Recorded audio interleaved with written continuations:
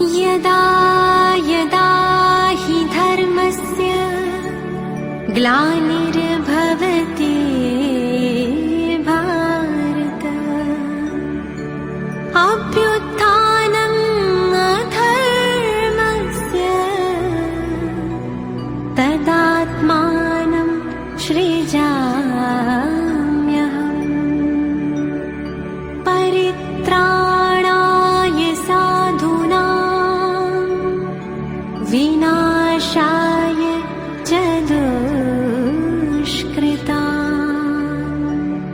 धर्म संस्थापनार्थाय संभवामि संगम युगे।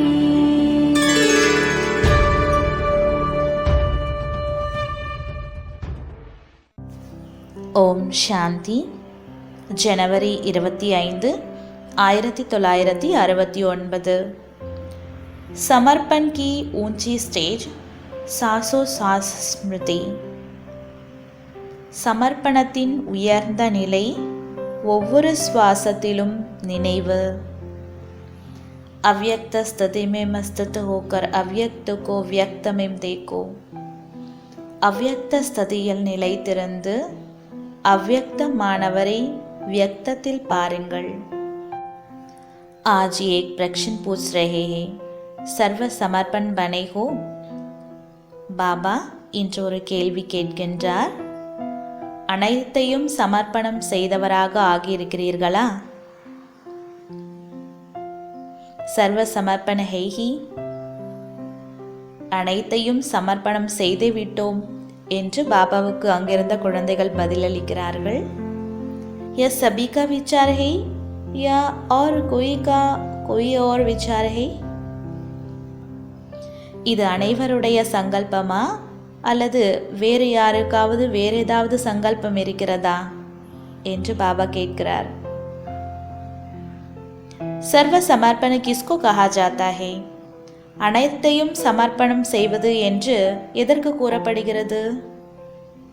சர்வமே தே கா பான் பி ஆத்தா ஹை. சர்வ சமர்ப்பணம் என்றால் அந்த சர்வ என்பதில் தேக உணர்வும் கூட வந்துவிடுகிறது. தேக் லே லேங்கே தோ தேனே பி படேகி. தேகம் எடுத்திருக்கிறீர்கள் என்றால் விடவும் வேண்டும். लेकिन देह का बाण तोड़कर समर्पण बनना है. ஆனால் தேக உணர்வை விட்டு விட்டு சமர்ப்பணம் ஆக வேண்டும். आप क्या समझते हो?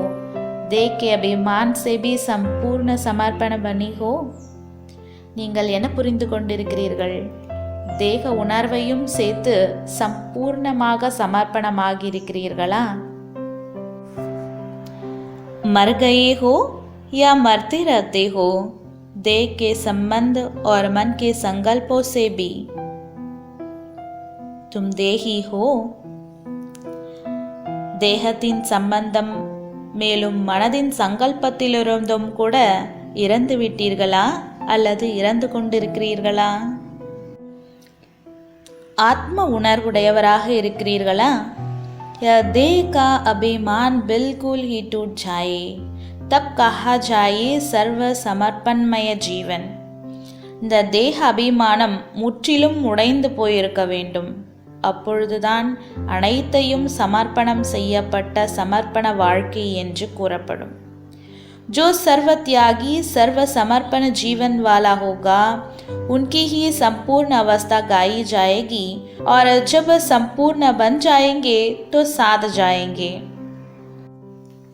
யார் அனைத்தையும் தியாகம் செய்து அனைத்தையும் சமர்ப்பணம் செய்த சமர்ப்பண வாழ்க்கை வாழ்வார்களோ அவர்களே சம்பூர்ண நிலையில் இருக்கிறார்கள் என்று மகிமை பாடப்படுவார்கள்.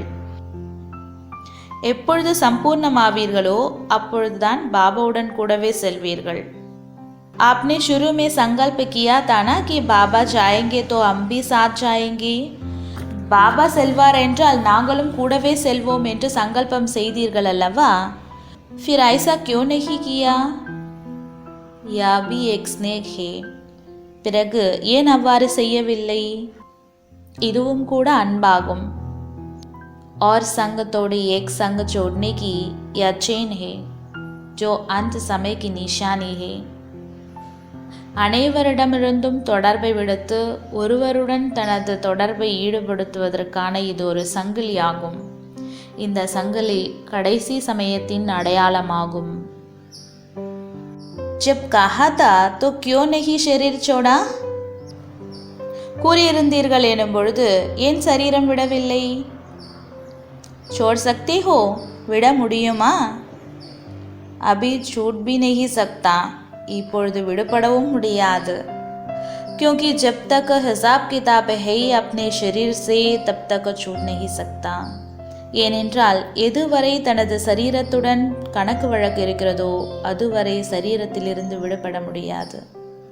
योग से या भोग से हिसाब किताब चुक्त जरूर करना पड़ता है. யோகத்தின் மூலமாகவோ அல்லது கர்ம வினைகளை அனுபவிப்பதன் மூலமாகவோ கணக்கு வழக்கை முடித்தே ஆக வேண்டும். कोई भी कड़ा हिसाब किताब रहा हुआ है तो यह शरीर रहेगा, छूट नहीं सकता. ஏதாவது கடினமான கணக்கு வழக்கு மீதம் இருக்கிறது என்றால் சரீரம் இருக்கவே செய்யும், சரீரத்திலிருந்து விடுபட முடியாது. वैसे तो समर्पण हो ही, लेकिन अब समर्पण की स्टेज ऊंची हो गई है. நீங்கள் சமர்ப்பணமாகவும் இருக்கிறீர்கள், ஆனால் இப்பொழுது சமர்ப்பண நிலை உயர்ந்ததாக ஆகிவிட்டது. समर्पण उसको कहा जाता है जो सासों सास स्मृति में रहे. ஒவ்வொரு சுவாசமும் நினைவிலேயே இருக்க வேண்டும், இதற்கு தான் சமர்ப்பணம் என்று கூறப்படுகிறது. एक भी सांस विस्मृति का ना हो, हर श्वास में स्मृति रहे. और ऐसे जो होंगे उनकी निशानी क्या है? ஒரு சுவாசம் கூட பாபாவின் நினைவில்லாமல் இருக்கக்கூடாது. ஒவ்வொரு சுவாசமும் பாபாவின் நினைவிலேயே இருக்க வேண்டும். அவ்வாறு இருப்பதற்கான அடையாளமாக என்ன இருக்கும்? उनके चेहरे पर क्या नजर आएगा? அவர்களுடைய முகத்தில் என்ன தெரிய வரும்? क्या उनके मुख पर होगा मालूम है? அவர்களுடைய முகத்தில் என்ன இருக்கும் தெரியுமா? அஷித் முக. குழந்தைகள் பதில் சொல்றாங்க, முகம் மலர்ந்து இருப்பார்கள் என்று. அஷித் முக்தா கே சிவாயே और भी कुछ होगा? பாபா கேட்குறாரு, மலர்ந்த முகத்தையும் தவிர வேற ஏதாவது இருக்குமா? जो जितना सहनशील होगा उनमें उतनी शक्ति बढ़ेगी. யார் எந்த அளவு பொறுமையாக இருப்பார்களோ அந்த அளவு சக்தி அதிகரிக்கும். जो सांसों सांस स्मृति में रहता होगा उसमें सहनशीलता का गुण जरूर होगा. யார் ஒவ்வொரு சுவாசமும் பாபாவின் நினைவிலேயே இருப்பார்களோ அவர்கள் கட்டாயமாக பொறுமையாக இருப்பார்கள். और सहनशील होने के कारण एक तो वह अशित होगा और दूसरा शक्ति दिखाई देगी उसके चेहरे पर निर्बल नहीं. மேலும் பொறுமையாக இருப்பதனால் ஒன்றோ மகிழ்ச்சியாக இருப்பார்கள், இரண்டாவது சக்தி தெரிய வரும். அவர்களது முகத்தில் பலமற்ற நிலை தெரிய வராது, சக்திசாலியாக இருப்பார்கள். यह जो कभी कभी मुँह से निकलता है कि कैसे करे क्या होगा, यह शब्द निर्बलता के है जो नहीं निकलने चाहिए.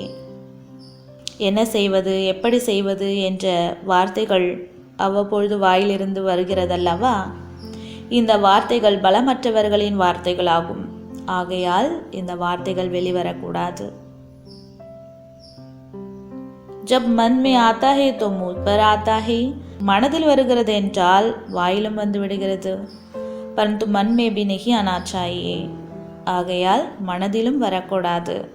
மன் மனா பவ மத்யாஜி பவ. மனதார தந்தையை நினைவு செய்து கொண்டே இருக்க வேண்டும். புது உலக ஸ்வர்க்கத்தை நினைவு செய்ய வேண்டும், ஆஸ்தியை நினைவு செய்யணும். மன்மனா பவ மத்யாஜி பவ. மன்மனா பவ का अर्थ बहुत गुह्य है. இந்த மன்மனா பவ என்ற வார்த்தையின் அர்த்தம் மிகவும் ஆழமானது. जैसे ड्रामा का सेकेंड बाय सेकेंड जिस रीति से जैसे चलता है, उसी के साथ साथ मन की स्थिति ऐसे ही ड्रामा की पटरी पर सीधी चलती रहे, जरा भी हिले नहीं, चाहे संकल्प से चाहे वाणी से. எவ்வாறு நாடகம் ஒவ்வொரு வினாடியும் எந்த விதத்தில் எப்படி நடக்கிறதோ அதன் கூடவே மனதின் நிலை அவ்வாறே நாடகம் என்ற தண்டவாளத்தில் நேராக சென்று கொண்டே இருக்க வேண்டும். சிறிதும் கூட அசையக்கூடாது, எண்ணத்தாலும் சரி வார்த்தைகளாலும் சரி. ऐसी अवस्था हो ड्रामा की पटरी पर चल रहे हो, அப்படிப்பட்ட நிலை வேண்டும். நாடகத்தின் தண்டவாளத்தில் சென்று கொண்டிருக்கிறீர்களா? ड्रामा की पटरी पर चल रहे हो परंतु कभी कभी रुक जाते हो, मुख कभी कभी हिल जाता है, मन की स्थिति हिलती है, फिर आप पकड़ते हो. நாடகத்தின் தண்டவாளத்தில் சென்று கொண்டிருக்கிறீர்கள், ஆனால் சில சமயம் நின்று விடுகிறீர்கள். வாய் அதாவது வார்த்தைகளில் ஆட்டம் கண்டுவிடுகிறது, மனதின் நிலையும் மாடிவிடுகிறது. பிறகு அதை பிடித்து கொள்கிறீர்கள். யாபி ஜெய்சா ஏக தாக் ஹோ ஜாத்தா ஹே. ஆக இது கூட ஒரு கரையாக ஆகிவிடுகிறது. फिर भी एक बात अब तक भी कुछ वाणी तक आई है, प्रैक्टिकल में नहीं आई है. कौन सी बात वाणी तक आई है, प्रैक्टिकल में नहीं आई? எந்த விஷயம் வார்த்தை வரை வருகிறது, நடைமுறையில் வரவில்லை. यही ड्रामा की ढाल जो सुनाई, लेकिन और बात भी बता रहे थे. அந்த விஷயம் இதுவே ஆகும். நாடகத்தின் கேடயம் என்று கூறப்பட்டிருந்தது, ஆனால் மற்றொரு விஷயமும் பாபா கூறியிருந்தார். वह यही जैसे अब समय नज़दीक है वैसे समय के अनुसार जो अंतर्मुखता की अवस्था वाणी से परे अंतर्मुख होकर कर्मणा में अव्यक्त स्थिति धारण करने की अवस्था दिखाई देनी चाहिए, वह कुछ अभी भी कम है. அது என்னவென்றால், எவ்வாறு சமயம் அருகாமையில் வந்து கொண்டிருக்கிறதோ அவ்வாறே சமயத்தின் அனுசாரம் உள்நோக்கு முகமுடையவராக ஆவதற்கான நிலை சப்தத்திலிருந்து கடந்து உள்நோக்கு முகமுடையவராக ஆகி கர்மத்தில் அவ்யக்த ஸ்திதியை தாரணை செய்யக்கூடிய நிலை தெரிய வர வேண்டும். அந்த நிலை குறைவாக இருக்கிறது. कारोबार भी चले और यह स्थिति भी रहे या दोनों ही इकट्ठा एक समान रहे, अभी उसमें कमी है. காரியமும் நடந்து கொண்டிருக்க வேண்டும், அதன் கூடவே இந்த நிலையும் இருந்து கொண்டே இருக்க வேண்டும். இந்த இரண்டும் ஒன்றாக இணைந்திருக்க வேண்டும். அந்த நிலை இப்பொழுது குறைவாக இருக்கிறது. அப் சாக்கார் தோ அவ்யக்த ஸ்திதி ஸ்வரூப் में स्थित है. இப்பொழுது சாக்காரமானவரோ அவ்யக்த ஸ்திதியின் ஸ்வரூபத்தில் நிலைத்திருக்கிறார். लेकिन आप बच्चे भी अव्यक्त स्थिति में स्थित होंगे तो अव्यक्त मुलाकात का अलौकिक अनुभव कर सकते होंगे. ஆனால் குழந்தைகளாகிய நீங்கள் அவ்யக்த ஸ்திதியில் நிலைத்திருப்பீர்களே, ஆனால் அவ்யக்த சந்திப்பிற்கான அந்த अलौकिक அனுபவத்தை அடைந்து கொண்டே இருப்பீர்கள்.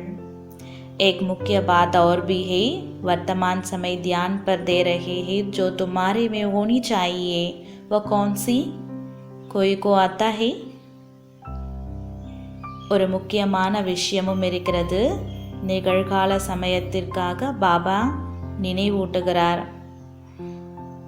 அது உங்களிடம் இருக்க வேண்டும். அது எந்த விஷயம் தெரிய வருகிறதா? जो मुख्य साकार रूप में भी कहते थे अमृत वेले उठना. அது என்னவென்றால், முக்கியமாக சாக்கார ரூபத்தில் கூட பாபா கூறியிருந்தார், अमृत வேலை எழுந்திருக்க வேண்டும். अमृत वेले का वायुमंडल ऐसा ही होगा. साकार में अमृत वेले बच्चों से दूर होते भी मुलाकात करते थे, लेकिन अभी जब अमृत वेले चक्र लगाने बाबा आते हैं तो वह वायुमंडल देखा नहीं है. அமிர்த வேளையின் வாயுமண்டலம் அவ்வாறு இருக்கும். சாக்காரத்தில் அமிர்த வேளையில் குழந்தைகள் வெகு தூரத்தில் இருந்தாலும் கூட பாபாவை சந்தித்து கொண்டிருந்தார்கள். ஆனால் இப்பொழுது பாபா அமிர்த வேளையில் சுற்றி வருவதற்காக வந்த பொழுது அந்த வாயுமண்டலம் தெரிய வரவில்லையே? क्यों तक गए हो?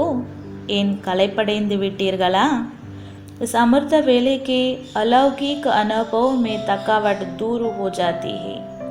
இந்த அமிர்த வேளையின் அலௌகிக அனுபவத்தில் களைப்பு நீங்கி போய்விடுகிறது. परंतु यह कमी देखने में आती है. ஆனால் இந்த குறை தெரிய வருகிறது. यह बाप दादा की सुबह इच्छा है कि जल्दी से जल्दी इस अव्यक्त स्थिति का हर एक बच्चा अनुभव करे. பாப் தாதாவின் சுபமான ஆசை இதுவேயாகும். வெகு விரைவில் ஒவ்வொரு குழந்தையும் இந்த அவ்யக்த நிலையின் அனுபவத்தை செய்ய வேண்டும். वैसे तो आप जब साकार से साकार रीति से मिलते थे तो आपकी आकार स्थिति बन जाती थी. अब जितना जितना अव्यक्त आकार स्थिति में मस्त होंगे उतना ही अलौकिक अनुभव करेंगे. பாபா சாக்காரத்தில் இருக்கும் பொழுது சாக்கார ரீதியில் குழந்தைகள் நீங்கள் தந்தையை சந்தித்தீர்கள். அப்பொழுது ஆகாரி ஸ்திதியை அனுபவம் செய்தீர்கள். இப்பொழுது எந்த அளவு அவ்யக்த ஆகாரி ஸ்திதியில் நிலைத்திருப்பீர்களோ அந்த அளவு அலௌகிக அனுபவத்தை செய்வீர்கள். நல்லது. முரளியின் சாரம். யார் எந்த அளவு பொறுமையாக இருப்பார்களோ அவ்வளவு சக்தி அதிகரிக்கும். யார் ஒவ்வொரு சுவாசமும் பாபாவின் நினைவிலேயே இருப்பார்களோ அவர்களிடம் பொறுமை என்ற குணம் அவசியம் இருக்கும். மேலும் பொறுமையாக இருப்பதனால் ஒன்றோ மகிழ்ச்சியாக இருப்பார்கள், இரண்டாவது அவர்களது முகத்தில் சக்தி தெரிய வரும் பலமற்ற தன்மை இருக்காது. எப்படி செய்வது, என்ன செய்வது என்ற வார்த்தைகள் பலமற்றவர்களது வார்த்தைகளே ஆகும். எனவே அவற்றை நீக்கிவிட வேண்டும். எப்போது மனதில் வருகிறதோ இந்த பலமற்ற வார்த்தைகள், பலமற்ற சங்கல்பங்கள் எப்பொழுது மனதில் வருகிறதோ அப்பொழுது வார்த்தையிலும் வந்துவிடுகிறது. எனவே மனதிலிருந்தும் கூட பலவீனமான வார்த்தைகளை நீக்கிவிட வேண்டும். மன்மனா பவ மத்யாஜி பவ. ஓம் சாந்தி.